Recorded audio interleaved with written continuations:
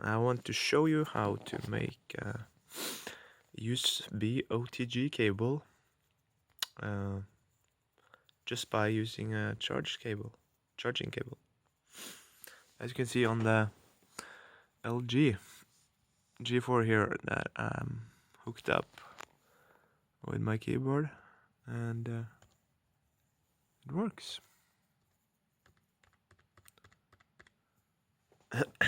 And this is just a charging cable, and as you can see, the cool thing here is this connection. It's an USB male to male.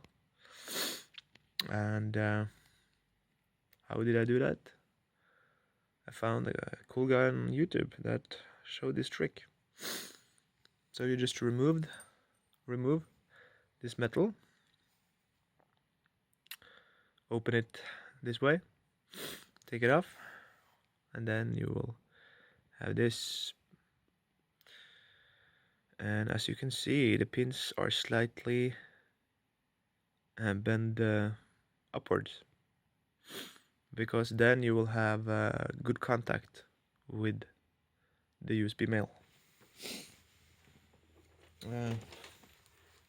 Because on this one I have not bent the pins. You see, it's very snugly inside the plastic. Then the connection will not be secure or good. So you need to slightly bend it upwards, but not too much, or else you can ruin the pins. So that's that side. So you don't need any female connector, no soldering. That's the awesome part. But with the micro USB cables, you have to do something inside the this one. You have to remove this plastic and open this, or remove this metal, and give me and also it should be a plastic that has this I'm sorry, the focus there. It's easier to open because you see the line in the middle. And I'm not sure if every charging cable can do this, but at least some can. So you can try to open it like this because it's easier. Okay, give me a sec. Okay, so now I've removed the rubber, and you can see it's looking like this. And it should look like this, because then you can remove this cap. Okay, just open that cap, and then I can slide this metal thing out like this, and there you go. Now you have 5 pins, and as you can see, the black wire is ground and the green one.